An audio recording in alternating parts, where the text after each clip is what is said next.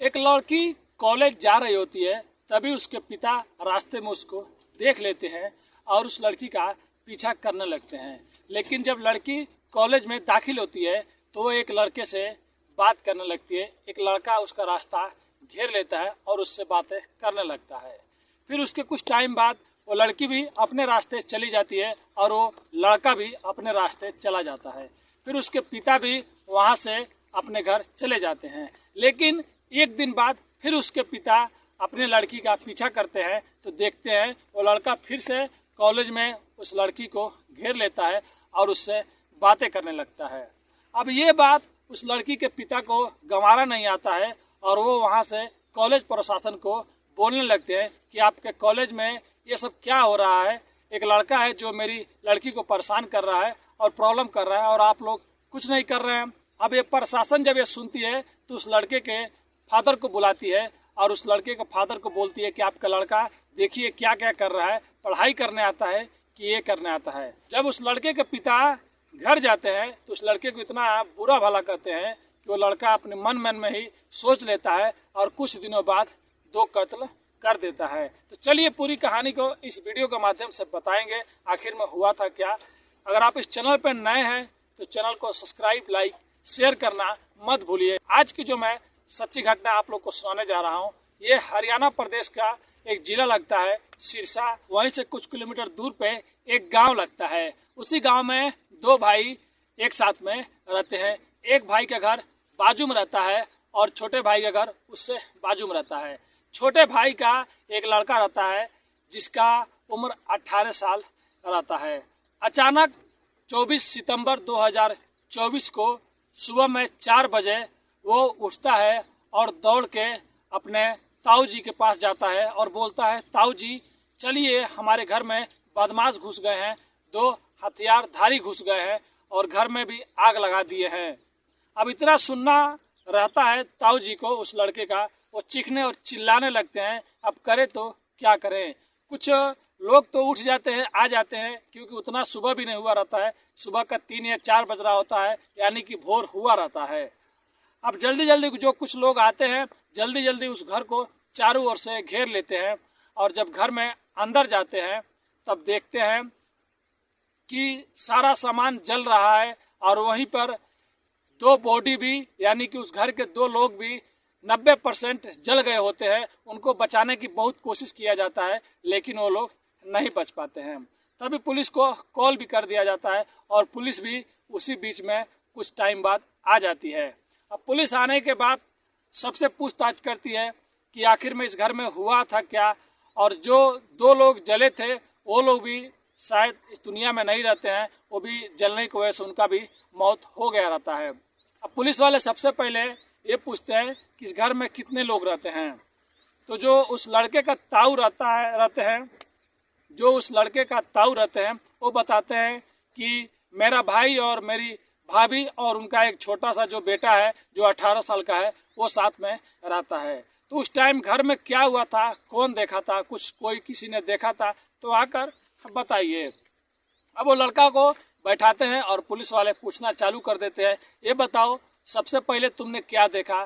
तब वो बोलता है कि मैं घर में सोया था, अचानक थोड़ा बहुत आवाज़ें आने लगती है। जब मैं उठ के देखता हूँ, थोड़ा छुप कर देखता हूँ, 2 बदमाश लोग हाथ में बंदूक लिए हुए पूरा सामान को छीट रहे हैं और मेरे जो पिता हैं और मेरी माँ हैं उन लोग को लोग मार रहे हैं और धक्का मार रहे हैं सामान लूटने के लिए। अब पुलिस को ये बात समझ में नहीं आती है क्योंकि सब सामान जो भी वहाँ पे बिखरा रहता है तो सब चेक होता है, गहने हो गए या पैसे हो गए। तो जो भी चीज़ घर में रहता है, गहने या पैसे, सब वैसे पड़ा रहता है। एक बात तो रहता है कुछ घर का पूरा सामान इधर उधर छिटा गया रहता है, मतलब बिखर गया रहता है। और उसके बाद जो 2 डेड बॉडी मिली रहती है जो 90% जल गई होती है, उसी लड़के का पिता और माता का रहता है। लेकिन पुलिस वाले बाद में ये सोचने पर मजबूर हो जाते हैं, अगर किसी आदमी को या किसी को भी कोई वहीं पे उसी चारपाई में बांध कर या कैसे भी जलाएगा तो पक्का थोड़ा ना थोड़ा बहुत वो चिल्लाएगा या किसी को बुलाने की कोशिश करेगा। या ऐसे तो नहीं है कि 2 आदमी हैं, जो 2 बदमाश थे वो 2 आदमी को एक चारपाई पे, जो उस लड़के की माता रहती है वो दूसरे चारपाई पे और जो लड़के के पिता रहते हैं वो दूसरे चारपाई पे। ये लोग ऐसे मतलब जल गए जैसे कि मतलब ये जानबूझ के ऐसा हो गया है। पुलिस को ये बात समझ में नहीं आती है। और घर में अगर चोर आए हैं लूटने के लिए तो ठीक है, वो लोग कुछ कांड कर दिए, किसी को मार दिए, तो कम से कम चोरी करके तो लेके जाना चाहिए। पैसे हो गए, जेवर हो गए, तो ये सब वैसे पड़ा है। पुलिस को ज़्यादा समझ में नहीं आती है। फिर उस लड़के को बैठाती है और पुलिस अपने तरीके से पूछना चालू कर देती है। तब पुलिस को उसी लड़के पे शक होता है और पुलिस उसको लेके जाती है और उसको बोलती है ऐसा हो ही नहीं सकता है, अगर चोर घर में आया हो तो बिना लूटे सामान किसी का हत्या कर कर, किसी को मर्डर करके, किसी को जलाकर चल गया हो। यकीनन तुम ही ने कुछ किया है, तुम सारा सच्चाई बताओगे या हम अपने तरीके से पूछे। लड़के को थोड़ा बहुत डराते हैं तो लड़का सच्चाई उगल देता है। लड़का बताता है कि कुछ दिनों की पहले की बात है, जब मैं कॉलेज जाया करता था तो मैं एक लड़की से बहुत प्यार करता था, उससे बहुत मोहब्बत करता था। एक दिन लड़की के पिता कॉलेज में जाते हैं और कॉलेज का जो प्रशासन होता है, जो कॉलेज की देख रेख करते हैं, उनसे मेरी शिकायत कर देते हैं। अब मेरी शिकायत होने के बाद वो लोग मेरे पिताजी को कॉलेज में बुलाते हैं और मेरे पिताजी से बोलते हैं कि आपका लड़का कॉलेज में पढ़ने आता है या आवारागिरी करने आता है या माहौल बिगाड़ने आता है। आपका लड़का देखिए एक लड़की को परेशान कर रहा है और ऐसे ऐसे काम कर रहा है, हम लोग को कंप्लेन मिला है। अब हमारे पिताजी को ये बात बहुत बुरी लग जाती है और हमारे पिताजी वहाँ से आते हैं और मेरे को बोलना चालू कर देते हैं। मेरा मोबाइल भी छीन लेते हैं और बोलते हैं कि आज से तुम मोबाइल नहीं चलाओगे, सारा मुसीबत का जड़ ये मोबाइल है, तुम मोबाइल चला रहे हो इसीलिए बिगड़ गए हो। मैं कुछ नहीं बोलता हूँ। अब मेरे पिताजी जहाँ से आते थे मेरे को उल्टा पुल्टा बोलने लगते थे, मेरे में गलतियाँ निकालने लगते थे और उनके साथ में मेरी माँ भी मेरे को बोलने लगती थी। अब मैं इन लोगों की बातों से परेशान हो गया था। टॉर्चर हो के छोटी छोटी बातों पे मेरे माता पिता मेरे को बोलते रहते थे, ताना मारते रहते थे। उसी लिए मैंने एक दिन सोच लिया और प्लानिंग कर लिया कि इन लोगों को मैं छोड़ूंगा नहीं। और वो लड़का किसी तरह से ऑनलाइन से कुछ जो नींद की गोलियां, कुछ टेबलेट मंगा लेता है और 24 सितंबर की रात को अपने माता पिता से बोलता है कि आप लोग लस्सी पियेंगे क्या। वो लोग भी मान जाते हैं, हाँ लस्सी पियेंगे, आज लस्सी बनेगा। फिर वो लड़का लस्सी बनाता है और उसी लस्सी में नींद की गोलियां कुछ ज़्यादा मिला देता है। जो दवा भी मंगाया होगा, कुछ भी दवा, उसका नाम नहीं मालूम है, वो दवा उसमें मिला देता है और अपने माता पिता को वो दवा और के साथ में वो लस्सी भी पिला देता है। और रात को जब 12 या 1 बजता है उसी टाइम वो लड़का बोलता है माँ माँ, और पिताजी उनको जाके हिलाता भी है, लेकिन वो बेचारे तो दवा खा के शायद सो रहे होते हैं, जो शायद उठते ही नहीं।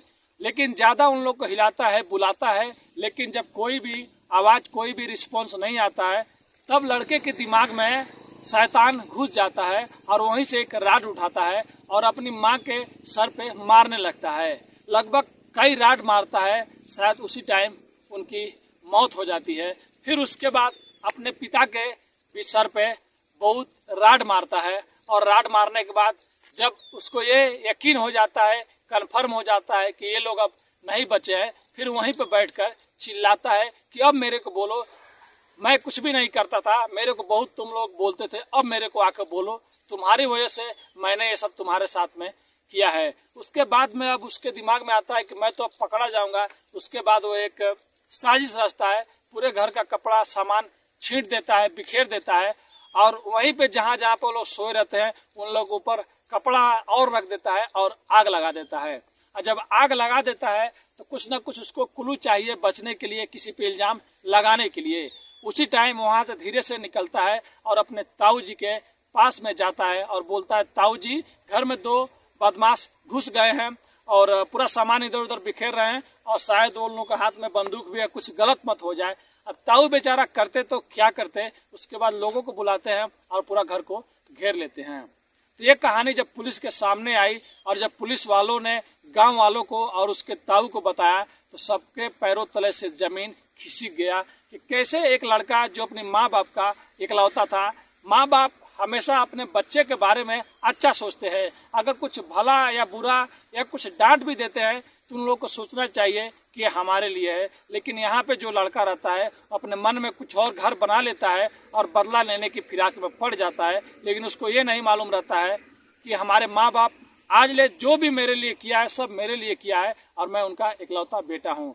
क्योंकि ये कहानी जो 24 सितंबर को सुबह में हुआ था, उसी टाइम 24 सितंबर को लगभग दोपहर के टाइम, शाम के टाइम में उत्तर प्रदेश के बुलंदशहर में भी हुआ था, जहाँ पे एक सिपाही पुलिस वाले एक पिता होते हैं जो एक गोद लिए हुए बेटे को 15 सालों से अच्छे से पाल रहे होते हैं, उसको पढ़ाते हैं, लिखाते हैं, लेकिन उसी बच्चे ने गोद लिए हुए अपने पिता का जान ले लेता है, खंजर उनके सीने में उतार देता है। तो ये 24 सितंबर 2024 की 2 वारदातें हुई थी जो बहुत वायरल है और सोशल मीडिया पे जो लोग भी सुन रहे हैं तो सबको इसकी घटना को सोचने में मजबूर हो जा रहे हैं कि कैसे कोई अपना आदमी या बच्चा लोग ऐसे कर सकता है। तो ये कहानी सुनाने का उद्देश्य किसी का भी दिल दुखाना नहीं है और किसी को भी चोट पहुंचाने का और आहट पहुंचाने का नहीं है, बस लोगों को इस कहानी के माध्यम से जागरूक करना है और सचेत करना है। और शाम का टाइम हो गया, शायद मेरा फेस भी अच्छे से दिख नहीं रहा होगा, तो अभी के लिए मैं माफ़ी चाहता हूँ आप लोगों के लिए